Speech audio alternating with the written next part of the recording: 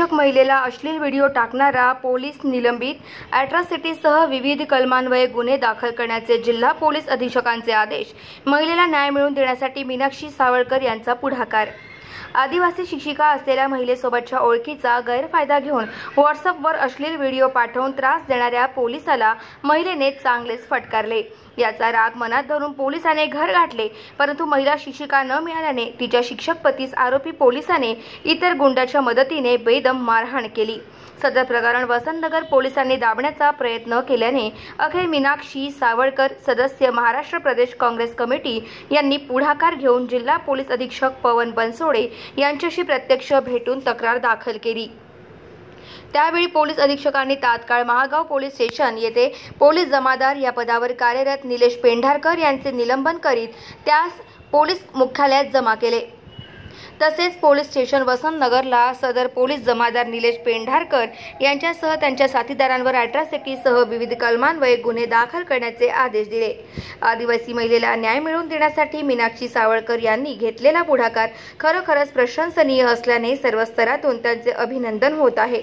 तसेच जिल्ह्यामध्ये महिलांवर अत्याचार होत असतील तर ते खपवून घेतला जाणार नाही। महिलेला न्याय मिळवून देण्यासाठी संपर्क करा असे आवाहन सुद्धा मीनाक्षी सावळकर यांनी केले आहे। नमस्कार, डॉक्टर प्राचार्य मीनाक्षी सावळकर, महागाव उमरखेड मतदारसंघात महागाव या ठिकाणी एक आदिवासी महिला सर्व्हिस करते शाळेमध्ये, पण पुसद येथे ती राहते।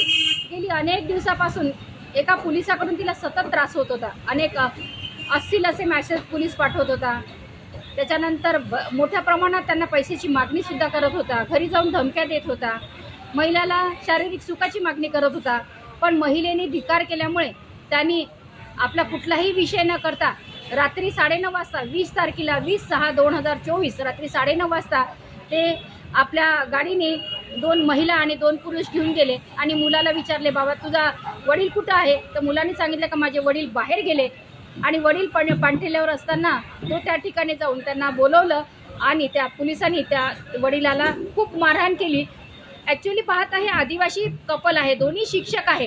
शिक्षकी पेशामध्ये हे लोक असताना असं जर पोलीस यंत्रणेतील लोक जर मारहाण करत असेल तर या पोलिसावर ताबडतोब अॅट्रॉसिटी ॲक्ट दाखल करावा, याला सस्पेंड करावं। यासाठी आज माननीय SP साहेबांना आम्ही निवेदन दिलं।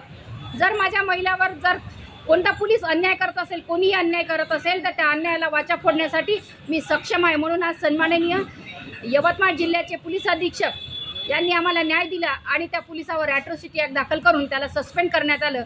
कोणत्याही महिलेवर जर अन्याय होत असेल तर त्या महिलेने माझ्याशी संपर्क करावा असं मी आवाहन करते।